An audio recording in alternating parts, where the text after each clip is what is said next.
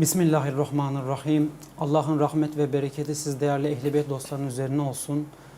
Ramazan bayramını geride bıraktık. Ramazan ayını geride bıraktık. Allah ibadetlerimizi ve oruçlarımızı kabul etsin. Bu Ramazan bayramı günlerinde maalesef üzücü bir haber aldık. İstanbul Bağcılar İlçe Emniyet Müdürlüğü'ne bağlı görev yapan bekçimiz görev sırasında uğradığı saldırı sonucu şehit olmuştur. Şehidimiz Uğur Gölçek. Ailesine ve sevenlerine başsağlığı diliyoruz. Milletimizin başı sağ olsun. Bu konu hakkında bir şey söylemek ister misiniz?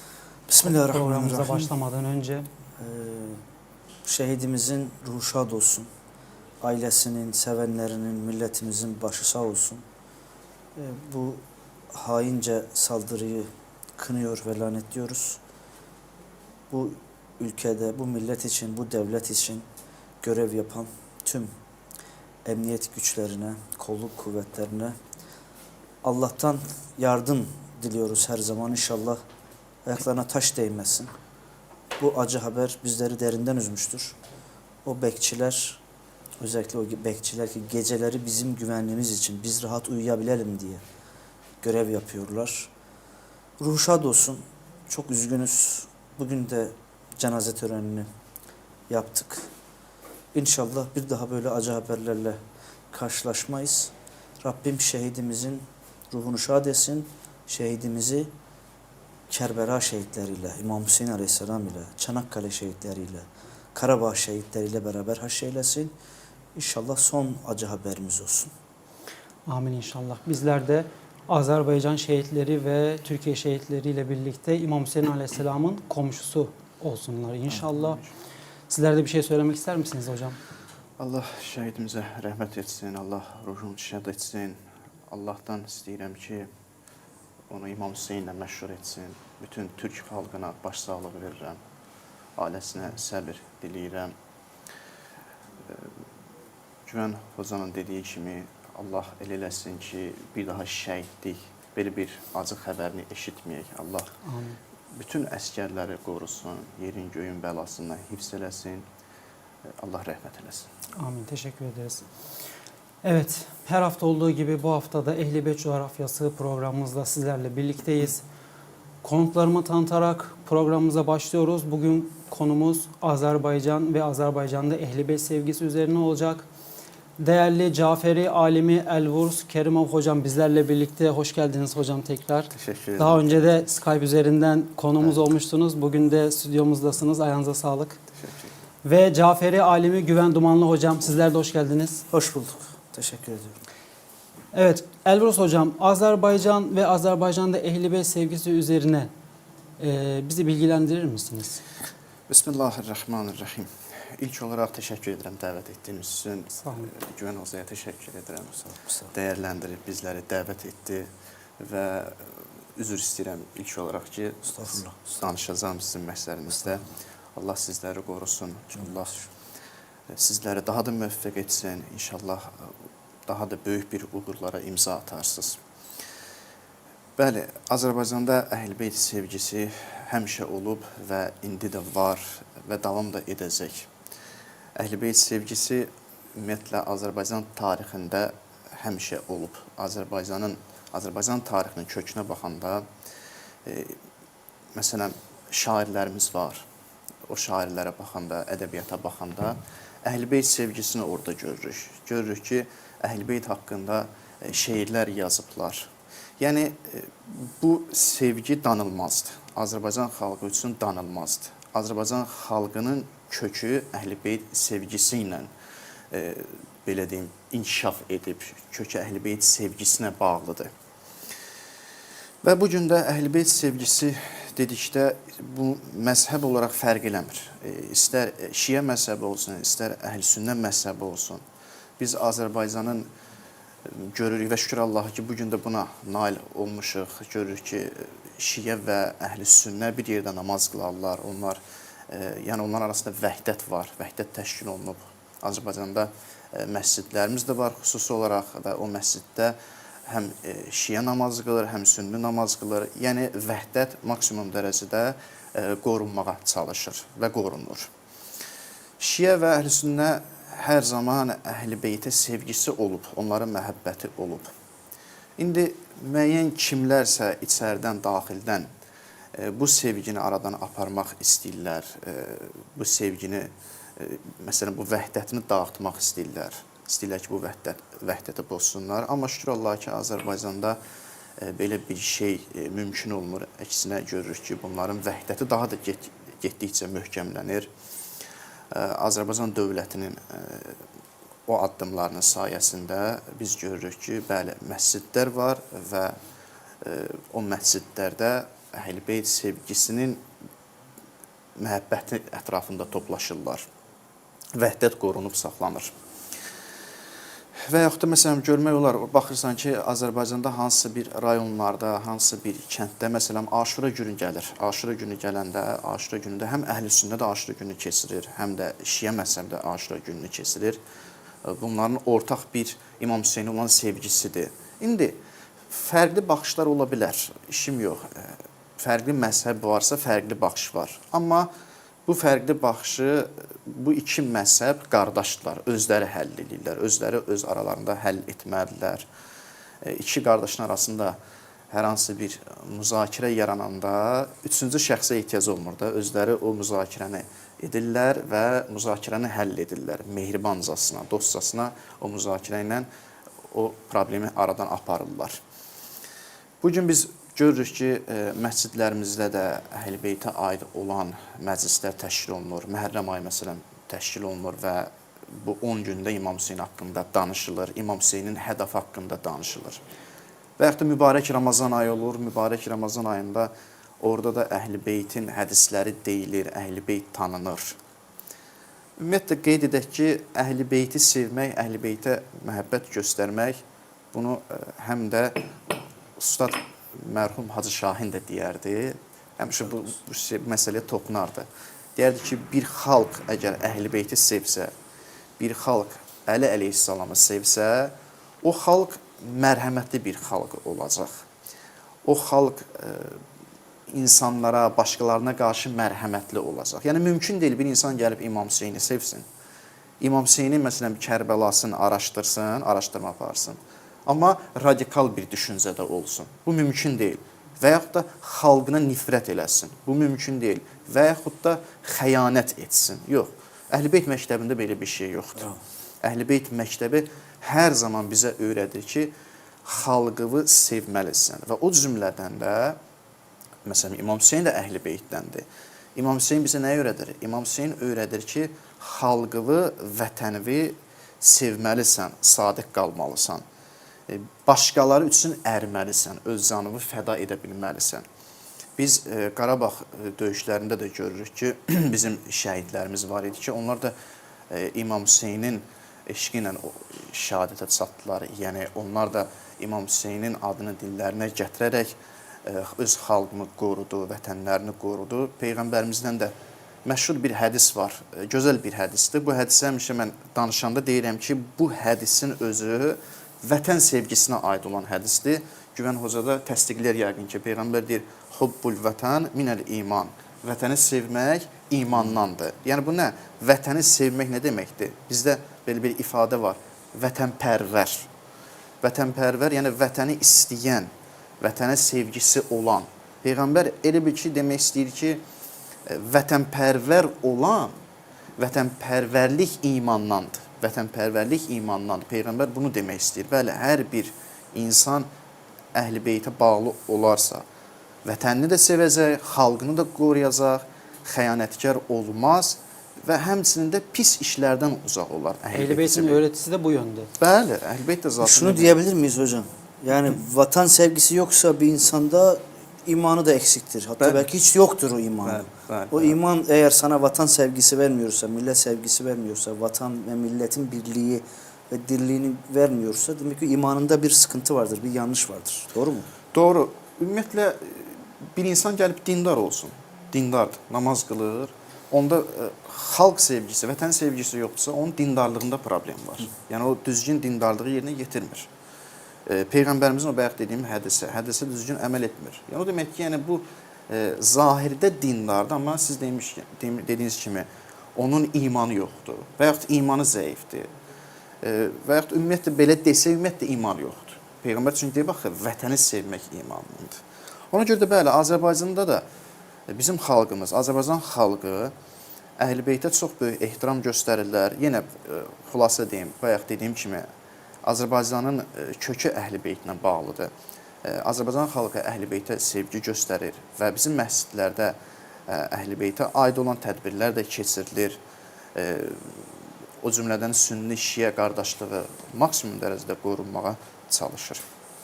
Özellikle Hacı Şahin hocamızın da bu yönde çok vaazlarını Bəli, duyuyoruz, görüyoruz. Siz de Allah rahmet etsin kendisine yakın bir alimmişsiniz. Hacı Şahin'in mesela hocamızın da vaazlarında, hutbelerinde bu konuyla alakalı görüşleri nasıl?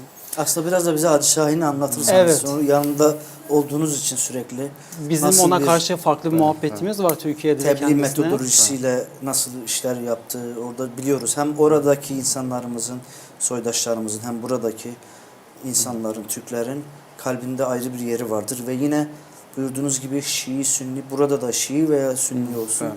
Hacı Şahin rahmetliye bir muhabbet var. Çünkü onun sözü mezhebi bir söz değildi. Tam olarak ilahi bir kelamı anlatıyordu. O yüzden kalpleri de tesir ediyordu. Evet. Onun mesela bir evlat sevgisi, mesela iyi olmak, mesela şükür etmek, mesela doğru konuşmakla alakalı, yalan söylememekle alakalı sohbetlerini herkes dinliyordu. Onun Şiisi Sünnisi olmaz ki. Evet. Doğru olmanın veya iyi olmanın veya yardımsever olmanın. Bu sebeple gerçekten oradaki buraya da yansımıştı. Türkiye'de birçok insan Hacı Şahin rahmetliyi dinlerdi ve severdi. Biraz anlatırsanız iyi olur. Ruhu şad olsun. İzleyenlerimiz de bir Fatiha okusunlar inşallah. Onu da anmış olalım bu günlerde. Mərhum Ustad Hacı Şahinin mən ilk olaraq bunu qeyd edim ki, iki anlayış var, iki dənə məfhum var. Deməli, bir milli dəyərlər və bir də dini dəyərlər. Bu iki anlayış. Bilirsiniz, bəzən belə başa düşülürdü ki, bir insan dini dəyərlərə sahibdirsə, o milli dəyərə onu kənara atmalıdır, dəyər verməməlidir. Yəni, sanki milli dəyərlə dini dəyər bir-birinə ziddir. Belə bir insanlarda... Bazılarında böyle bir anlayış var. Tam tersi de var. Milli değerlere çok eğer önem veriyorsa bu sefer de dini değerleri kenara Evet. bırakmış gibi de Bəli, algılanıyor bəli, bazen bazılarında. Belə bir düşüncə var, yəni sanki bunlar bir-birindən ayrıdır. Amma bunu nəyə görə gətirəm? Mərhum Ustad Hacı Şahinin də yolu elə bu idi. Nəyə anlatdı? O yeni bir din gətirmədi. Bəzilə belə düşünür ki, mərhum Ustad yeni bir din gətirdi. Nə mənada yeni bir din gətirdi? Yəni sanki Allahın, Peyğəmbərin dediyindən ayrı bir söz danışdı. Xeyr. Dini düzgün anlayıb Azərbaycan xalqına təqdim etdi. Və insanlara izah etdi ki, əslində dini dəyərlə milli dəyər bir-birinə zidd deyil. Milli, mənəvi, dini dəyərlər bunlar bir-birinə zidd deyil. Bunlar bir-birini tamamlayır. Bravo. Yəni dinimiz də bizə deyir ki, milli dəyərə önəm verməlisən. İnsanın milli dəyəri də var. Və yaxud da mənəvi dəyərdir. Bunlara önəm verməlisən. Mərhum Ustad bunu gətirib insanlara anlatdı və bu ikisini bir yerə cəm etdi, topladı. Bir araya gətirdi. Bəli, bir insan, bir dindar o kəsdir ki, o milli, mənəvi və dini dəyərlərinə önəm verir. Məsələn, bayaq Peyğəmbərin dediyimiz o vətən sevgisi məsələsi var. Biz deyirik, məsələn, milli dəyər, mənəvi dəyər, həm də dini dəyərdir. Yəni, bunlar bir-birinə zidd deyil. Bir insan dindardırsa, öz vətənini sevəcək. Bəli, biz də bunu deyirik. Biz də deyirik ki, vətənpərvar olmaq lazımdır. Biz də deyirik ki, milli dəyərlərə önəm verməlisən, dini dəyərlər, mənəvi dəyərlərə önəm verməlisən. Yəni, bunlar bir-birinə zidd bir şey deyil. Ustad bu şeyi gətirib insanlara təqdim etdi, bu dini insanlara göstərdi. Və ən önəmlisi də mərhum Ustadın başqa bir metodologiyası da var idi. O da nə idi? Radikallığın qarşısını aldı. Radikallıq. İşte o çok önemli hocam. Önəmli idi, bəli. Radikallığın qarşısını necə almaq olur? Biz bilirik ki, radikallığın qarşısını almaq ilk olaraq onlara insan ağıllı olmalı. Məsələn, biz bəzi ideologiyalara baxırıq, görürük ki, onlar radikaldır. Səbəb nədir? Onların radikal olmasına səbəb nədir? Onların radikal olmasına səbəb budur ki, ağlı onların başından çıxarıblar. Onların ağlını alıblar. Artıq ağılsız addım atırlar. Bir insan da Qurani-Kərimə ağılsız yanaşsa, istədiyi kimi Qurani-Kərimi təfsir edəcək, izah edəcək, yəni özündə bir radikallıq formalaşdıracaq. Mərhum ustad nə etdi? Dini ağıl çərçivəsində insanlara təqdim etdi. Yəni insanlara izah etdi ki, din ağıl dinidir. Ağıldan kənar bir şey deyil. Din ağla önəm verir və Qurani-Kərimi gözəl izah etdi, ağılla izah etdi. Bunları izah etməklə o radikallığın qarşısını aldır. Və ən önəmli məsələ də sevgi. Məsələn, hədis deyir, din sevgidən başqa bir şeydirmi? Yəni, həm də sevgini göstərdi. Mən həmişə deyirəm, bəzən insanlar dini təqdim edəndə, bəzən görürsən, radikal formada təqdim edir. İnsanları danlayır, danlamaqla təqdim edir. Yəni, sanki yuxarıda oturan böyük bir şəxsiyyətdir, düzdür, ruhanidir, böyük bir şəxsiyyətdir, önəm verilməlidir, amma sən qarşı tərəfi sındıra bilməzsən. Sən onlara danışanda çox sakit danışmalısan, mülayim danışmalısan. Peyğəmbər mülayim danışardı insanlarla. Sən onlarla mülayim danışmırsan, hökm oxuyursan onlara, əhkam kəsirsən. Bu da insanları narahat eləməyə başlayır. Bu da insanlarda nə formalaşır? İnsanlar düşünür ki, əgər bu dini belə təbliğ edirsə, gör onun Allahı necədir. Yəni, Allah da məndən onda o cür yanaşır. Allah da sanki qəzəbli bir varlıqdır, insanlara qəzəblidir, hökm oxuyur. Bunu eləməsən səni cəhənnəm atasan. Mərhum ustad gəldi, neynədir? Allahla insanları barışdırdı. Bir barış yaratdı. Mən həmişə onu deyirəm ki, Allahla insanı barışdırdı. Bir barış yaratdı. Məsələn, istər dindar olsun, istər dindar olmasın, incəsənət adamlardır, biz gördük son dövrlərdə. Görürük ki, məsələn, hamısı hacıya rəhmət oxuyurdu. Hamısı hətta hacı ilə münasibətləri var idi. Niyə? Nə üçün ünsiyyətləri var idi onlarla? Çünki hacının Allahını sevirdilər. Hacı təqdim etdiyi Allah sevgidən ibarət bir Allah idi. Və insana mərhəmət dolu bir din təqdim edəndə, bir Allah təqdim edəndə ustad həmişə deyirdi ki, onu bəzən tənqid edirdilər. Deyirdilər ki, sən Allahın rəhmətindən çox danışırsan. Minbərdə bir romantika açmısan. İnsanlara romantika danışırsan, sevgidən danışırsan, məhəbbətdən danışırsan. Bəs Allahın cəzası, bəs Qurani-Kərimdə əzab, bəs onlardan niyə danışmırsan? O da deyərdi ki, əvvəla heç kim Allahın cəzasını, cəza olmalıdır, sevgidə cəza da var. Bu öz yerində, amma heç kəs burada Allahın cəzasını inkar etmir, pis insanların cəzasını inkar etmir. Biz insanlara cəza dili ilə danışmaqdansa, insanlara məhəbbətlə danış, sevgi ilə danış, qoy onlar günah etməsinlər. Amma nədən günah etməsinlər? Allahın sevgi dolu mərhəmətini görsünlər, xəcalət çəkib günah etməsinlər, utansınlar günah etməsinlər. Amma sən gəlirsən buna, Allah səni belə cəzalandıracaq, səni belə eləyəcək, bunu danışmaqla bu insanda əks təsir yaradır. İnsan narahat olur. Tərs etki yaratır. Bəli. Misal olaraq, əgər mənim bir dostum, bir dənə bir dostumdur. Mən səhv edirəmsə, bu adı bizdə də var, hamıda var. O dostum mənə səhvimi necə deməlidir, xətamı necə deməlidir? Əgər gəlib məni danlayaraq xətamı desə, məndə əks təsir olacaq. Qalbim kırılır, daha da şey olursun. Narahat olacam və əks təsir olaraq mən onun dediyini qəbul etməyəcəm. Hətta ondan küsəcəm. Amma o gəlib mənə mehriban, mərhəmətli şəkildə, ürəyi yanaraq mənə onu desə, mənim ona sevgim artacaq. Onun sözünü qəbul edəcəm. Yəni, sanki məcazi olaraq desək, mərhum ustad Allahı belə təqdim etdi ki, Allah sizlərlə oyun oynamır, sizə qəlbi yanır. Məcazi desəm də, yəni ürəyi yanır, sevir, sevgisindən sizə bu iş görür. Hacını indiyənə qədər insanların sevməsinin səbəblərindən onu dini sevgi ilə təqdim etməsinə görədir. Məhəbbətlə təqdim etməsinə görədir. Ona görə də hacını sevirlər.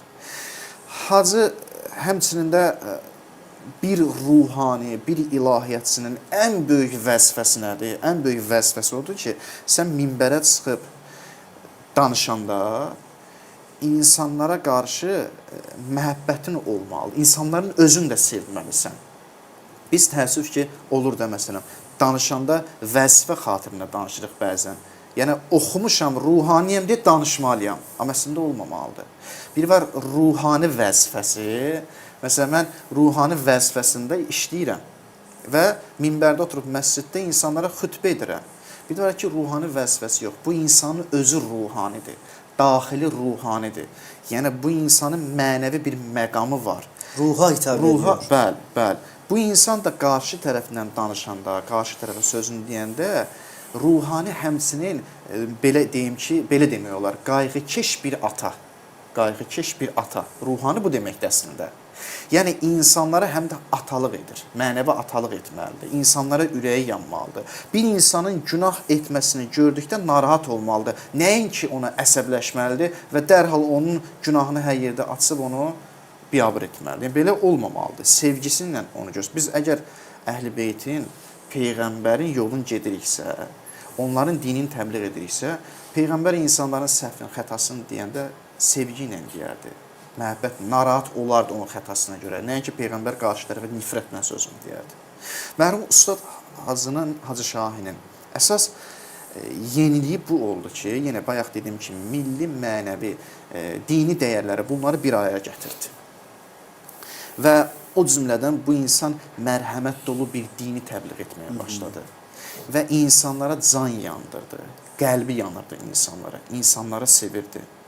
Həm də gözəl şəkildə dini təqdim edirdi, əqli, ağılla dini təqdim edirdi. Məsələn, hansı bir xurafat danışsın, hansı bir yalancı bir şey danışsın, yox, belə bir şey yox idi. Bu insana mərhum Ustadın həm də moizəsi var. Ağıl barəsində də danışıb, Məhərrəm söhbətlərində də ağıl barəsində, ağıl və eşq barəsində danışıb. Orada da görünür ki, doğrudan da Ustad böyük bir əqli məqama çatdı, başa düşür və insanlara dini ağılla çatdırmağa başlayır, ağılla çatdırır. Və sonda da bunu qeyd edim ki, özü də deyərdi ki, biri var ki, mən insanlara gedib kəlam dərsi deyirəm, əqaid dərsini deyirəm və yaxud da fiqh, əhkam dərsini deyirəm və yaxud da fəlsəfə və yaxud da irfan bunları deyirəm və insanlara dini öyrədirəm. Bir də var ki, din öyrətmək budur ki, insanın nəyə ehtiyacı var? Və mənim ehtiyacım var, hər bir insanın ehtiyacı var. İnsanlara şəriət demədən öncə onların ehtiyaclarını göstərin ki, nəyə ehtiyacı var? Bunu göstərmək lazımdır. Birinci insanı təhlil etmək lazımdır. Və elə bir din təbliğ etdi ki, doğrudan da insan hacının moizələri ilə bir aramlığa çatırdı, ruhi bir aramlığa çatırdı, insan rahat olurdu. Yəni, insanların çünki ehtiyaclarını deyirdi. Ben müsaadeniz olsa Buyurun. çok güzel yerlere değindiniz. Hem hacının rahmetlinin metodu hem sizin de çok güzel açıklayışınız hemen aklıma bir iki hadise getirdi yani. Bir, buyurdunuz ki bir baba sevgisiyle, ata sevgisiyle yaklaşması lazım. Ki bununla alakalı hadisimiz var. İnsanın 3 babası vardır. Kendi babası, kayınbabası ve ilim babası. O alim onun ilmi babası oluyor. Hürmeti, ihtiramı ve ona saygıyı aslında emrediyor. Buradan da dolaylı olan bunu anlıyoruz ki o kişi ki ruhanidir, alimdir, Allah'ın beğendiği, Nebi'nin beğendiği ve imamların beğendiği baba gibi yaklaşacak ona. Sizin sözünüzden anladım yani. Allah razı olsun. Yani ben hemen oraya çıktım. İkincisi de bu bence daha kıymetlidir. O eleştiriyi, o intikatları yapanlara da bunu söyleyebiliriz. Ki neden sadece Allah'ın rahmetinden, sevgisinden bahsediyorsun? Bir kere Allah da öyle bahsediyor. Bismillahirrahmanirrahim'den giriş yapıyor. Bu ayetle, Kur'an'la bu bir şeydir. Hangi sure gelirse gelsin önce rahmetinden bahsediyor. Genelde de azaplar da gelirse eğer o ayetlerde ayetin en sonunda geliyor zaten. O da en sonunda. Bir de İmam Hüseyin Aleyhisselam'dan bu hadisi de okumuşum. İmam Cafer Sadık Aleyhisselam'dan da okumuşum. Siz de düzeltebilirsiniz yanlışsa. 3 türlü abid vardır. Bir, korkusundan cehenneme gitmemek için bir cehennemden çekindiği için ibadet edenler bu korkakların ibadetidir. Cehenneme gitmekten korkuyor. Bu şekilde tabir ediliyor. 2, cenneti isteyen, orada cennette yaşamak istediği, orada işte köşkler, saraylar, neyse artık. Onu arzulayarak ibadet edenler vardır. Bu da tacirlerin ibadetidir. Ama bir de ibadet edenler vardır ki, Allah'a iman edenler vardır ki onlar Allah'ı sevdiğinden, Allah'a muhabbetinden dolayı ibadet ediyorlar. Bu da hürlerin, özgürlerin ibadetidir ki en güzeli de bu, en efzeli de budur. Yani özgürlerin ibadeti, tacirlerin ibadeti ve korkakların ibadeti. Üçü de ibadettir ama en iyisi özgürlerin ibadetidir ki Allah'a olan sevgilerinden, aşklarından, Allah'ı sizin buyurduğunuz gibi hani o yani bir hicap duyar. O güzel Allah ki beni yaratmış, bana bu rızıkları vermiş. Ben nasıl ona ibadet etmeyeyim, nasıl ona kulluk etmeyeyim diye. Bir de sanıyorum burada da beni tasdik edersiniz. Sevgi karşılıklı olduğu zaman kemale eriyor. Doğru. Karşılıksız sevgiler vardır. Platonik aşk diyoruz Türkçe'de hani. Biri sever, biri sevmez. Bir kere biz eğer Allah'ın bize, bilmiyorum bu tabirim yanlış olabilir mi acaba? Platonik olarak Allah hepimizi seviyor. Bazılarımız karşılığını vermiyoruz. Allah bütün kullarını seviyor. Ne yazık ki bazılarımız o sevginin karşılığını veremiyoruz.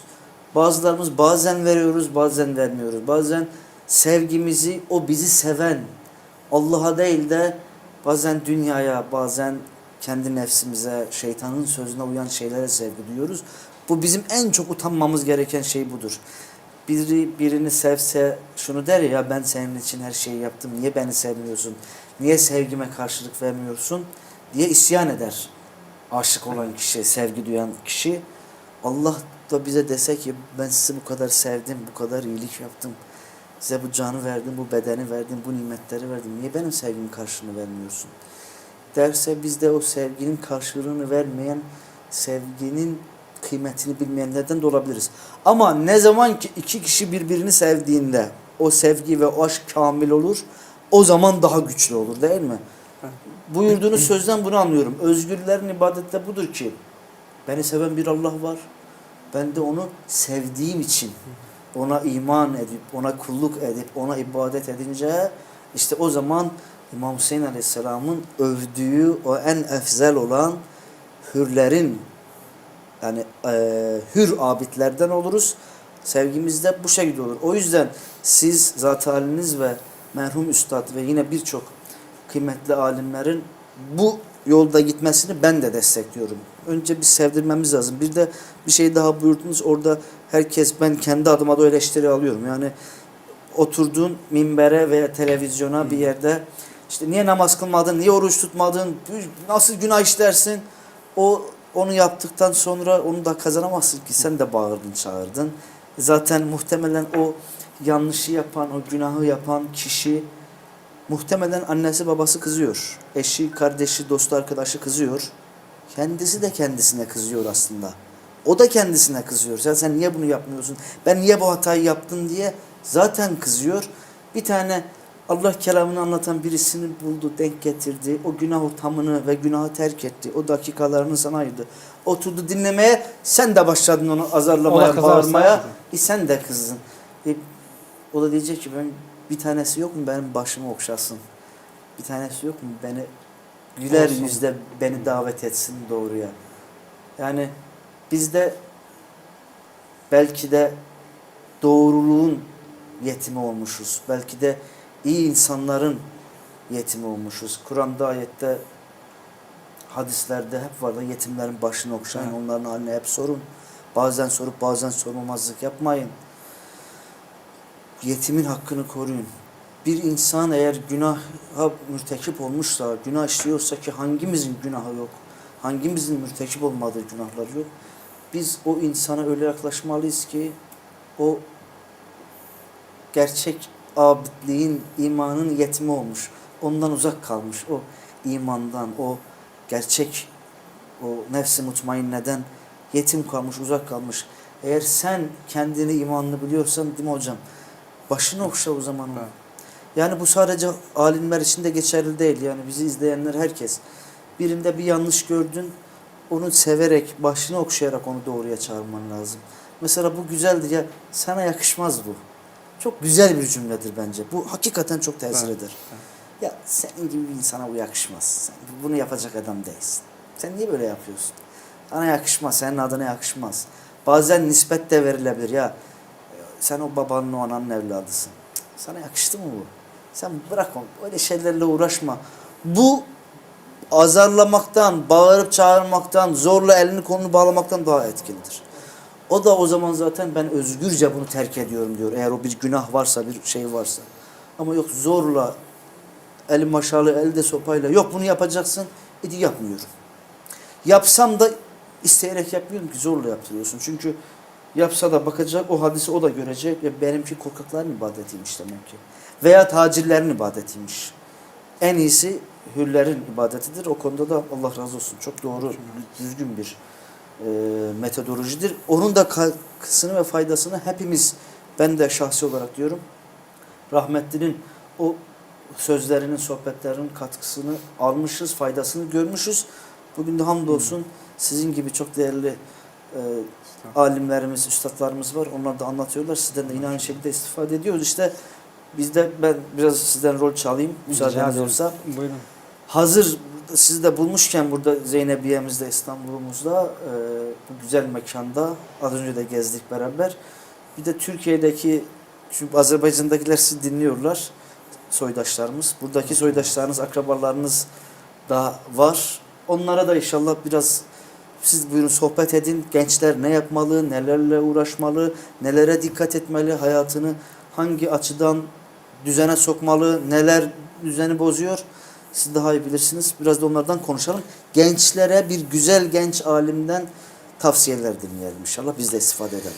Təşəkkür edirəm. Allah köməyiniz olsun. Allah sizdən razı olsun. Təbii ki, gənclərə tövsiyə etmək, belə deyim ki, çətin bir məsələdir mənim üçün. Çünki düzgün bir tövsiyə etməlisən, düzgün şeylər seçməlisən, düzgün şeylər təqdim etməlisən onlara. Və əvvəla gənclərə elə bir şey tövsiyə etməliyik. Gənclər, məsələn, mən bir şey tövsiyə etsəm, onlar mənim həyatıma baxacaq ki, sən necə yaşayırsan, yəni necə bir insansan, necə yaşayırsan, birinci sənin həyatıma baxaq, sonra sən bizə həyat öyrət. Mən gənclərə tövsiyə deməyim, o biraz çox olar mənim üçün. Belə deyim, mən də bir gəncəm, gənclərlə bir dostcasına tövsiyə kimi deməyim, yəni bir dərd ortağım kimi deyim. Tutaq ki, mən də gəncəm və mənim də özümə tövsiyə lazımdır. Nə istəyirəm? Mən bir dərd ortağı kimi gənclərə söz deyə bilərəm. Əvvəla budur ki, hər şeyi qəbul eləmək. Tamam. Bu, bütün gənclərin bir hissidir. Onlar hər şeyi qəbul etməzdir. Mən də ona razıyam və dinimiz də deyir ki, hər şeyi qəbul etməyin. Yəni, kör-körənə addımlar atmayın, kör-körənə şeyləri qəbul etməyin. Bayaq söz dediniz, məsələn, bəzi batil məktəblər, batil ideologiyalar, onlar insanları necə özlərini cəzb edə bilirlər. Bayaq dediniz, onlar mərhəmət göstərir. Yəni, məsələn, baxır, görür ki, bu başqa, misal olaraq, dində qala bilmədi, dini xoşlamadı. Çünki dini buna tanıtdıran çox qəzəbli danışırdı, ondan aqressiv danışırdı və bu da öz batil ideologiyasından onu özünə cəzb etmək üçün nədən istifadə edir? Mərhəmətdən istifadə edəcək, sevgidən istifadə edəcək ki, onu cəzb eləyə bilsin. Yəni, gənclər hər şeyi qəbul etməməlidir. Sorğulamaq bir anlayışı olmalıdır. Sorğulamalıyıq. Bizim dinimiz deyir ki, sorğulayın. Hədis də var hətta bu barədə, sorğulamaq lazımdır. Bəzən bizim dindarlar içərisində görürsən ki, məsələn, dini sorğuluyuram. Sorğulamaq necə? Nə mənada? Mən demirəm din səhvdir, mən demirəm bu şey səhvdir. Amma öyrənmək istəyirəm, nə üçün belədir? Yəni, dogmatik bir yanaşma olmamalıdır. Sorğuluyursan, deyirsən küfr eləyəcəksən, yolva azacaqsan. Niyə? Olmaz, sorğulama. Niyə? Mən sorğulamaq istəyirəm. Mən şəriətin filan şeyini sorğulamaq istəyirəm. Əqidənin filan şeyini sorğulamaq istəyirəm. Yəni, mən istəmirəm körə-körənə bunu qəbul edim.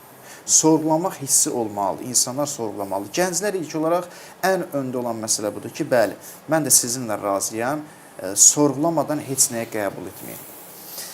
İkinci məsələ bundan ibarət ki, ehtiyac məsələsi var. İnsan ehtiyaclıdır. İnsan öz ehtiyacını axtarır bu dünyada. Həmişə mən hər yerdə danışanda bunu deyirəm. İnsanın müəyyən ehtiyacları var. biz bu dünyaya gəlirik, doğuluruq, boya başa çatırıq, məktəb oxuyuruq, orta məktəb oxuyuruq, universitetə daxil oluruq.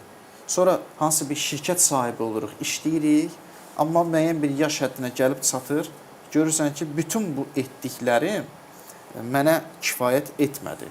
Yəni mənim ehtiyacımı ödəmədi. Orta məktəbi bitirdim, dedim universitet oxuyacağam. Getdim universitet oxudum. Gördüm bu deyil. Dedim iş sahibi olacağam. Getdim iş sahibi oldum. Dedim müdür olacağam. Bir gedirəm, artıq insan qozalır, yaşlaşır, başa düşür ki, mənim ehtiyacım bu deyilmiş. Gənclər ilk olaraq biz gənclər ehtiyacımızı doğru düzgün tapmalıyıq. Bizim ehtiyacımız nədir? Nə istəyirik biz? Bəli, indi mən burada desəm ki, bizim ehtiyacımız Allahdır. Quran deyir, ya əyyuhənnəs entumul fuqara ilallah. Ey insanlar, siz Allaha ehtiyaclısınız. Yalnız siz sizin bir ehtiyacınız var Allaha. Və yaxud da əla bi zikrillahi tətməinnul qulub. Bilin ki, qəlblər, hətta burada qəlblərdən məqsəd belə deyərdim, psixoloji durum. Sənin psixoloji durumunun yaxşılığa getməsi, qəlbinin aram olması Allahı zikr etmək, xatırlamaqdır. Allahı zikr etmək, yəni dildə Allah, Allah demək yox, təkcə bu yox. Allahı zikr etmək, yəni həyatı Allaha qat. Allahı yaşamaq. Allahı yaşamaq.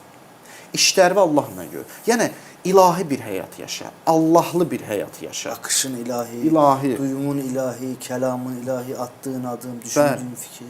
Bu insanı həm də insanda motivasiya verəcək.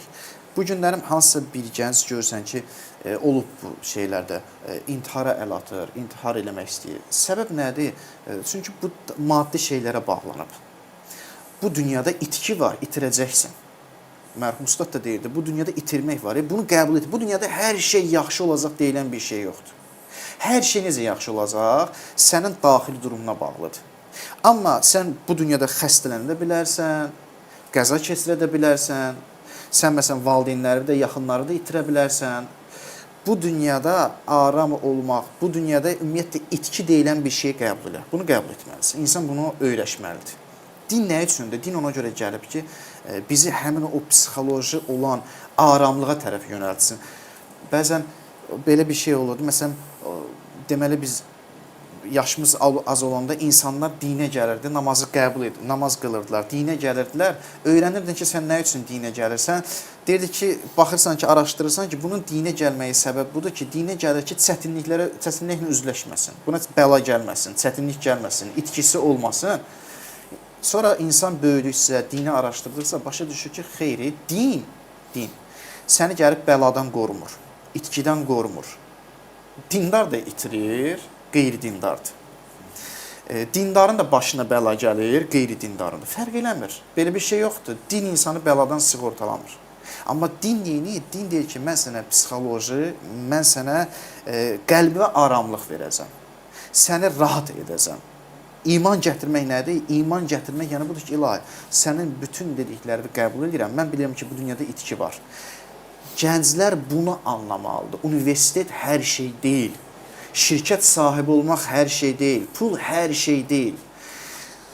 Bəlkə də bu sözümü hansısa bir gəncə, az yaşlı olan bir insana desəm, o qəbul eləməyəcək ki, sən nə danışırsan, sən bilməzsən. Eybi yox, qəbul eləsin. Məni tənqid etsin. Amma müəyyən bir yaşa çatandan sonra özü də görəcək. Yəni, Allah bunu görəcək. Eybi yox, sən az yaşında məni inkar elə, tənqid elə, tamam. Özün bir gün ki, başın daşı dəyəcək, özün bir gün deyəcəksin ki, hə, düz deyirdim. Doğrudan da insan bu dünyaya hər şeyə bağlanmamalıdır, hər şeyə müvəqqəti. Allahın bizlə davası budur ki, mən baqiyəm, hər şey fani.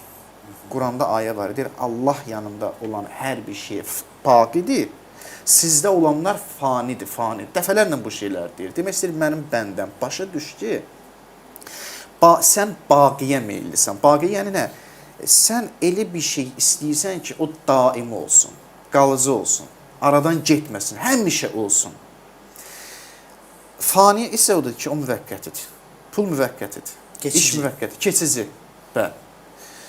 Gənclərimiz bəzən pulu, bəzən universiteti, bəzən nə bilim, dünya şeylərini baqi kimi yanaşırlar. Yəni, onlar elbət ki, hər şeylə budur. Yox. Öyrəşməlisən ki, bunlar fanidir. Bir gün gedəcək. Bir də şeyin sınırı da yox ki hocam. Bu Bəli. telefonu aldım. Bugün seneye o bir telefon çıktı. Onu Əhsən. almam lazım. Seneye o bir telefon çıktı. Onu almam lazım. Veya araba aldın. İşte şu model aldım. Sonra bu model aldım. Onun da üstünü aldım. Bunun üstünü aldım. En pahalı arabayı mı aldın? Sonra yanında bunu da alayım o zaman. Yani bu bitmiyor ve o doygunluk da gelmeyecek Evet, sana. Ve bundan sonra insan o boşluğa düşüyor. Yani o dediğiniz şey Əhsən. çok doğru. Bəli, bəli. Hiçbir şey artık ona tat vermiyor. En pahalı arabayı, en hızlı arabayı da ver. İyi tamam, bu da aynı, o da aynı. Ne fark etti? Telefon aldın, işte onun kamerası da aynı, bunun kamerası da biraz daha iyi, yok bakıyorsun o da aynısını çekiyor. Bu ikisi de alo diyor. Kıyafet. Yani kıyafettir de sonuçta bir gömlek, en pahalı gömlek ile normal gömlek veya ucuz gömleğin de farkı yok. Bir yerden sonra hakikaten o tad vermiyor. İçtiğin çay, sen en ucuz çayı da içebilirsin. Mesela ben burada Zeynebiye'de çok orta halli bir çay vardır. Yani mahallenin en ucuz çayını Zeynebiye'de içebilirsiniz. Ben o Zeynebiye'de içtiğim çayı hiçbir başka yerde, hatta evimde dahi içtiğim çaydan o tadı alamıyorum. Burada sen yani o maddi şeylerin doygunluğu yok. Onlar Bəli. sonu yok, sınırı yok ve o artık senin daha da stres vermiş olacak. Bazen sen bu ucuz çay içerken ama kalbin rahattır, stres yoktur hayatında, keyiflisindir. Bunu içersin. Sorunun varsa dahi kalbin güçlü oldu. Doğru anladım değil mi? Bəli, bəli. Kalbin güçlü Bəli. olduğu için eyvallah, bu zaten o dert de gelip geçicidir. Kesinlikle. Yani bu maddi şeyi gelip geçici olduğu gibi bu dert de gelip geçicidir. Bu dünya zaten fanidir. Ondan sonra o bir tarafı var bu işin. Dediğinde otomatikman stres gidiyor. O yüzden bu içtiğin çayın tadını alabiliyorsun ama stresli olduğu zaman bir insan dünyanın en büyük yerinde, en kalabalık, en meşhur restoranında, en meşhur çay bahçesindeki en güzel çayı da işte o tadı alamıyor. Çünkü stres var. Buyurun. Bəli, tamamilə doğrudur, o cürdür. Elə biz həm də bunu görürük, gənclərdə də o stresi görürük. Bayaq dedim, stresin yaranma səbəbləri o həmin baqini tapa bilməməkdir. Bravo. Davamlı olan bir şeyi tapa bilməməkdir. Mən o baqinin adını, o davamlı olan şeyin adını, məsələn, burada televiziyada birbaşa demirəm ki, o Allahdır. Yəni demirəm, çünki desəm, deyəcək ki, öz fikrini təqdim eləyir. Amma araşdırın, özünüz araşdırın. Gənclər, hər bir gənc özü araşdırmadı, kimdir o davamlı olan? Kimdir sənə həyatını təravətli edən? O bayaq deyirsiniz, telefon aldı, bunu satır, yenisini alır. Bilirsiniz nə görə? Çünki artıq onun üçün köhnəli, köhnə oldu. Yeni bir şey istəyir, təravəti qorumaq istəyir. Din gəlir, hər bir şeyin təravətini qoruyur. Sənə təravətli bir şey təqdim edir. Baqi olan bir şey təqdim edir. Dinin davası, Allahın bizlə davası budur. Allahın bizlə başqa bir davası yoxdur. Davası ancaq budur. Və bizim də problemimiz nədir? Elə gənclərin də, biz gənclərin problemi nədir bəzən? Biz də Allahla davaya çıxırıq. Biz də Allahla dava edirik. Yəni deyirik ki, din mənim əlimdən hər şeyi almağa gəlib. İstəyir ki, mənim əlimdən hər şeyi alsın. Amma Allah demək istəyir ki, mən sənin əlindən heç bir şeyi almıram. Mənim səndən düşmənçiliyim yoxdur. Şəxsi qərəzliyim yoxdur. İstəyirsən get bahalı maşın sür, istəyirsən get bahalı ev al. Olmalı imkan varsa elə, nə istəyirsən elə, özün bilərsən. Mənim səndən davam budur ki, bu qəlb var, qəlb. Qəlbini ona bağlama. Bir gün əlindən çıxar, çox pis düşərsən, çox pis narahat olarsan. Bax, onda gələcəksən mənim yanıma, deyəcəksən, ilahi, düz deyirdin. Yəni, bugün biz baqi olanı deyəndə özünüz araşdırın, görün qalıcı nədir? Məsələn, mən desəm ki, dini araşdırın. Hər bir insanın, bizim etiqadımızda da bu var. Hər bir insan ömründə bir dəfə də olsa dini araşdırmalıdır. Bir dəfə də olsa dini araşdırmalıdır. Demirəm, gəl dindar ol, amma dini araşdır. Bəlkə sənin istəkləri o din verir. Şəxsiyyət üzərində dinə qiymət vermə. Bəzən bizə hacılara bu şey irad edirlər. Filan kəs həcidir. Həcidirsə pis insan. Niyə? Həcilər məsələn belə olur. Bir nəfər hacı getdi. İndi kimisə aldatdı. O deməkdir ki, bütün hacıya gedən hamısı pis insandır. Şəxsin üzərində dini qurma. Sən özün get, dini araşdır. Özün get, araşdır. Bir nəticə gəlməsən, bəli. Ona benim bir örneğim var. Müsaaden olsa onu Buyur, diyeyim. buyurun. Mesela doktor, tabip. Əhsən, bəli. Bazen doktora gidiyorsun. Doktor diyor ki işte şunu içme, şunu yeme. Televizyon olduğu için isimlerini veremiyorum. Falan şeyi içme, falan şeyi çekme diyor sana. Evet. Sana zararı var diyor. Tamam diyorsun. Sonra bakıyorsun ki doktor o zararlı olan şey neyse onu çekiyor. veya onu içiyor. Onu kullanıyor. Orada ne diyoruz? Tıp ilmine küsmüyoruz biz. Tıbba küsmüyoruz. O doktora kızıyoruz, küsüyoruz. Diyoruz ki bu doktor yalancı doktor kardeşim. Kendin diyorsun ama kendin uymuyorsun. Doktoru suçluyoruz. Tıp ilmini, bu ilmi suçlayıp sağlık ilmini suçlamıyoruz. Dinde de aynı şekilde. Dindar insan hacı olsun, hoca olsun, şeyh olsun, molla olsun fark etmez. O bir yanlış yaptığında dinin suçu yoktur. Dine niye günah şey atıyorsun? O hocanın, o hacının, o dindarım diyenin suçudur. Dine küslük olmaz. Burada ben diyorum ya, boşuna kendinize mazeret uydurmayın. Orada kişiyle, her zaman kişi sorumludur. Kişiye bakacaksınız. Siz dinle işiniz olmayacak. O da kendisi deyip yapmıyorsa kendisi de uymuyordur. Zaten o da normaldir. Kimse peygamber değil ki. Herkesin de günahı hatası olabilir. Buyurun. Mənim sözüm bura qədər. Elə sonda da bunu qeyd edim ki, mərhum ustadın sözü ilə deyim və həm də çalışmalıyıq ki, bugünkü biz deməli bugünkü dünya üçün doğru dünya görüşü formalaşdıraq. Yəni nə mənada bugünkü zamanın ehtiyacları nədir, aktual məsələlər nədir, insanlar nə istəyir, bunları öyrənməli və ona uyğun elmimizi formalaşdırıb onlara cavab verməli. Yəni xülasə desək, elmli olmaq lazımdır. Eyvallah. Ağzına sağlık. Ağzınıza sağlık bu güzel Çok sağ olun, anlatımınızdan teşekkür dolayı. Programımızın sonuna yavaş yavaş yaklaşıyoruz. Güven Hocam, sizin söylemek istediğiniz, eklemek istediğiniz veya... Benim bir Var. temennim ve hocamızın da sözünü duymak istediğim bir şey var. Bu iki kardeş ülke, yani bu bir slogan değil, gerçekten öyledir. İki devlet ve bir millet olduğu her yerde belli olan, ayan beyan gördüğümüz. Ben Azerbaycan'da bir dönem kaldım, biliyorum. Hocam da buraya gelip gidiyor, görüyor. Rabbim öncelikle bu iki devletimizi payidar eylesin. Amin. İlelebet inşallah bu devletlerimiz var olsun. Tüm Türk devletleriyle beraber, özellikle de bu tüm dünyanın bence imrenerek baktığı, bazılarının da hatta kıskandığı, ya bu iki tane farklı devlet ama aynı, neredeyse aynılar. Şimdi mesela bizim kuzeyimizde görüyoruz. Aslında aynı amca çocukları olan işte Rusya-Ukrayna problemini görüyoruz. Aynı milletin adamılar, doğru biliyorum Evet, değil mi? evet. Yani baya yakınlarmış onlar da. Evet. Ama birbirlerinin canına girmişler. Avrupa'da da zaten kaç yıl geçtik üstünden. Avrupalılar da çoğusu aynı millet, birbirlerini boğazladılar da bu 2. Dünya Savaşı'nda daha 100 yıl geçmedi üstünden. Birbirlerini öldürdüler.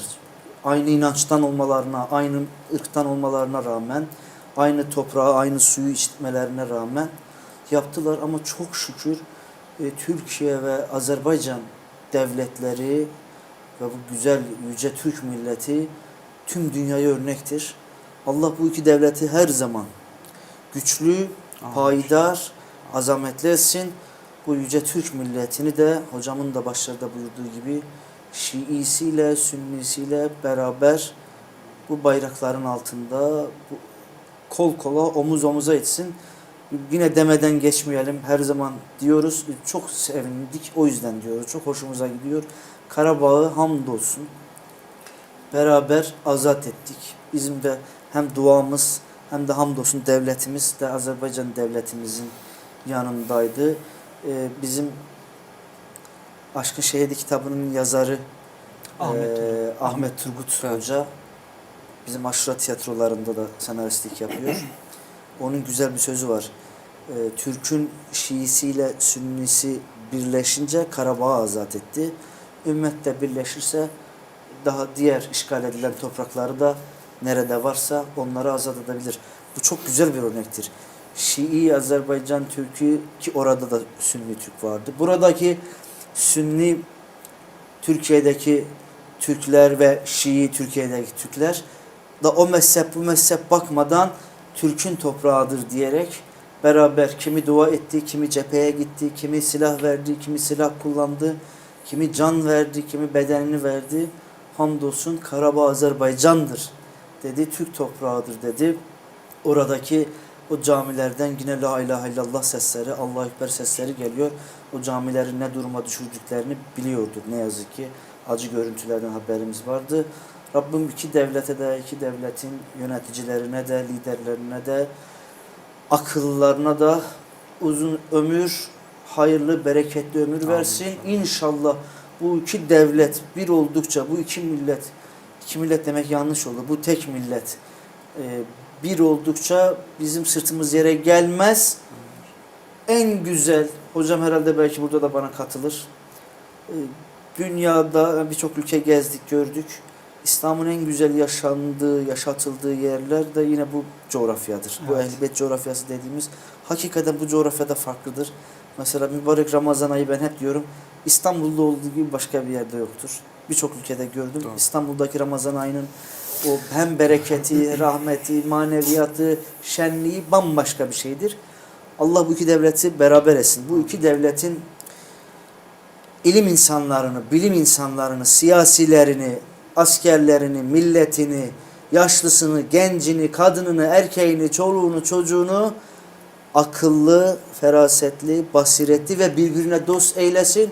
İnşallah bu kırmızı beyaz ay yıldızlı al bayrağımız da oradaki üç renkli bayrağımız da her zaman dalgalansın. İnşallah gitgellerimiz daha fazla olsun. Kıymetli Üstad Elbrus hocamız gibi diğer hocalarımız da inşallah onlar da burada ağırlayacağız. İnşallah biz de oralara gideceğiz. Bu birlik devam etsin. Bu birlik devam ederse Türk, Azerbaycan'da ve Türkiye'de beraber olursa, birlik olursa hem hocamın çok güzel anlattığı milli değerlerini hem de manevi değerlerini yaşar ve yaşatır. Tüm dünyada yine bizi kıskanırlar, uzaktan bakarlar. Bugünlerde görüyoruz, okuyoruz. Hem bu bölgede hem Avrupa'da, okyanusun o tarafında bir şeyler, belli ki bir şeyler yine planlanıyor. Bir saflar şekilleniyor. Acaba işte o ülke hangi ülkeden yanılacak, bu nereden olacak derken biz bir şeyden eminiz. Türkiye ile Azerbaycan aynı safta olacak. Beraber olacak. Bunun verdiği güvenden başka, ya bu başka bir ülkede yok. Kimse bunu diyemez. Ben buradaysam şu ülkede benim yanımdadır diyemez ama Türkiye ile Azerbaycan her adımda, her yerde, her platformda beraberdir. Allah beraber etsin. Allah bizim dostluğumuzu, bu iki vatanın devletçe, milletçe beraber olma ferasetini, basiretini, aklını ve isteğini bizden almasın diyorum. Allah iki devletimizi de milletleriyle beraber sizin gibi değerli hocalarla beraber var etsin. Teşekkür ediyoruz hocam. Allah Ehl-i Beyt sevgisini de Hocam elimizden da almasın bir diyorum. dua etsin inşallah Tabii bu iki ki. millet Buyurun için. size bırakacağım son sözü. Bütün dualarınıza amin deyirəm. Allah sizləri var eləsin. Allah həqiqətən də Türk millətlərini qorusun. Həm Türk, həm Azərbaycan dostluğunu əbəd eləsin. Bütün dualarınıza amin deyirəm. Allah bizim düşmənlərimizi bizdən belə deyim, uzaq etsin, düşmənlərimizi məhv eləsin və bizim aramızda olan o qardaşlığı daim eləsin inşallah. Təşəkkür edirəm. Amin. Allah razı olsun. Ayağınıza sağlık. Teşekkür ediyoruz. Allah bilginize, ilminize bereket versin inşallah. Bizleri konuk oldunuz. Teşekkür ederiz. Ayağınıza sağlık. Evet değerli izleyicilerimiz, bu hafta Ehl-i Beyt Coğrafyası programımızda değerli Caferi Alimi Elbrus Kerimov ve değerli Caferi Alimi Güven Dumanlı hocam bizlerle birlikteydi. Haftaya tekrar aynı saatte, aynı günde görüşmek üzere. Hoşça kalın.